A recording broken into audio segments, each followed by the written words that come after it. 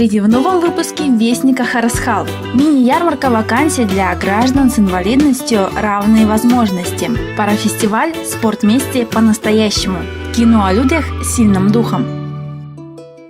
Международный день инвалидов установлен 3 декабря каждого года Генеральной Ассамблеей ООН в 1992 году на 47-й сессии, где собравшиеся призвали все государства и международные организации сотрудничать в проведении этого дня с целью интеграции людей с инвалидностью в жизнь общества, а также обратить внимание на изменения устоявших мнений о людях с инвалидностью, как о людях неполноценных и неспособных к жизни в современном обществе.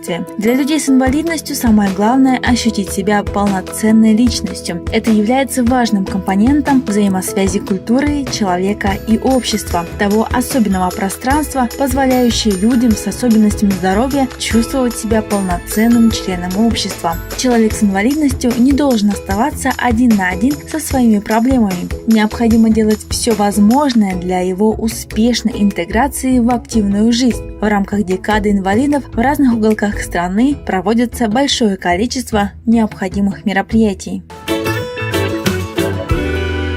Проблема занятости и трудоустройства инвалидов в современном обществе является актуальной и не менее важной. Люди с инвалидностью испытывают ряд трудностей в трудоустройстве по причине того, что очень часто работодатели под разными предлогами их не трудоустраивают, ограничивают в правах, делают недоступными некоторые виды работ из-за физической неприспособленности людей с инвалидностью к различным видам.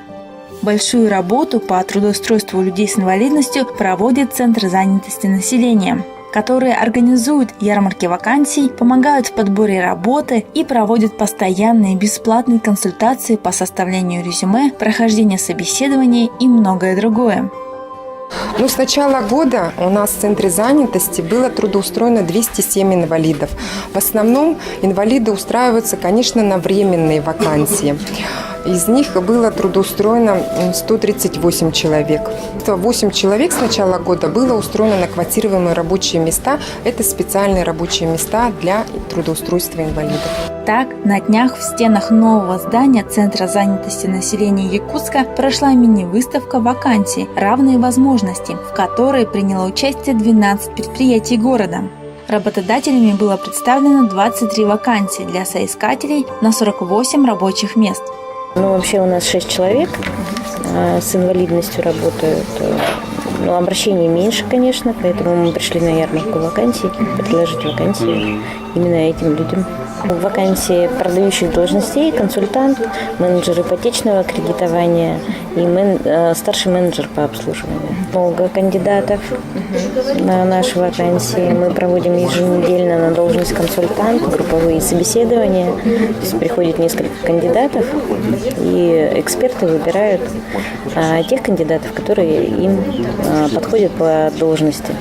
Любой желающий в этот день мог ознакомиться с вакансиями, пройти предварительное собеседование с представителями кадровых служб предприятий и организаций, получить консультацию специалистов Центра занятости населения, Управления соцзащиты населения, Пенсионного фонда и Бюро медико-социальной экспертизы. Кроме этого, специалисты Центра оказали помощь в составлении резюме, а также желающие ознакомились с услугами бесплатного федерального ресурса для самостоятельного поиска работы и размещения резюме на портале «Работа в России». Проводится помощь специалистами-профориентаторами по усилению мотивации гражданина с ограниченными возможностями. Проводятся клубы ищущих работу, также профориентационные услуги и психологическая поддержка, если человек нуждается в ней. Трудовая деятельность для человека является важным условием полноценной жизнедеятельности. Она не только является способом экономически обеспечить свое существование, но и возможность реализации своих способностей, в том числе и творческих. Трудовая деятельность является фактором приобщения человека к общественным ценностям. На единой площадке спортивного комплекса Дахсун в Якутске собрались дети со всей республики, чтобы принять участие в парафестивале всероссийского инклюзивного проекта «Спорт вместе по-настоящему». Мероприятие объединило молодых и любителей спорта с инвалидностью и без. Парафестиваль «Спорт вместе по-настоящему» является инклюзивным проектом региональной общественной организации людей с инвалидностью «Перспектива», город Москва. В республике мероприятие проходит уже второй год, и с самого создания проект поддерживается компанией «Мегафон». Учителя физической культуры общеобразовательных школ начали присоединяться, интересоваться. Сами дети начали проявлять интерес к таким адаптивному спорту, адаптивной физической культуре. В фестивале приняло участие более 100 школьников из Якутска, Мегино-Кангаласского, Намского, Усть-Алданского и Амгинских улусов. Спортивные игры были сделаны в виде квеста, в котором ребята должны были пройти 6 площадок: правила дорожного движения, национальные игры, футбол для незрячих, волейбол синя, голбол и ботча.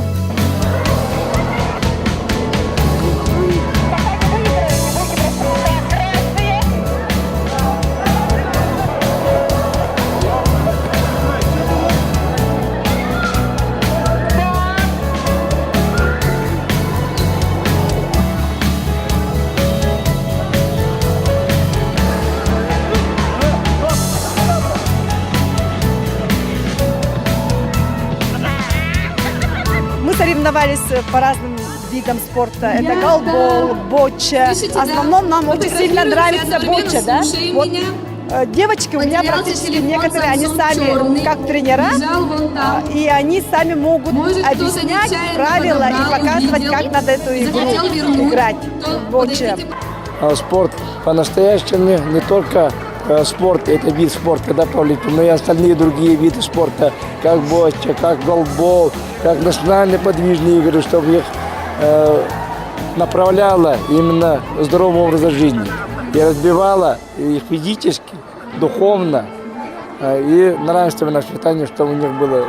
Я желаю, чтобы они были людьми, хорошими людьми республики, чтобы их считали хорошими спортсменами. Мы в городе Якутске сделали такой прорыв именно знакомства, что такое физическая активность. Да? Ввели новые виды спорта, новый инвентарь.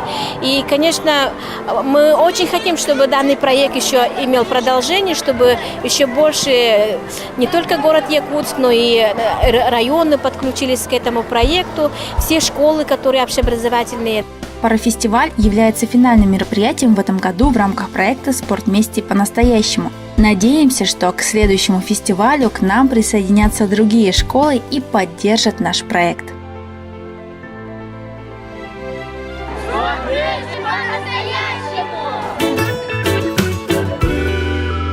Неприкасаемые или 1+1. В российском прокате «Неприкасаемые» перевели как 1+1, и повод так сделать действительно был. Один богатый аристократ Филипп в роли Франсуа Клюзе, ставший инвалидом после полета на параплане, ищет себе помощника. Неожиданно Филипп берет к себе Дриса, +1, выходца из Сенегала, у которого нет опыта работы, зато есть криминальные наклонности, немалый интерес к женщинам и танцам. В итоге чопорный дворец превращается в дом хаоса и отличного настроения, а сдержанный аристократ Филипп становится невероятным авантюристом. И после общения с Дрисом он, кстати, уже не боится заводить романы с прекрасными женщинами. Ни хрена себе. Не наигрались еще, нет? Вы вообще ничего не чувствуете?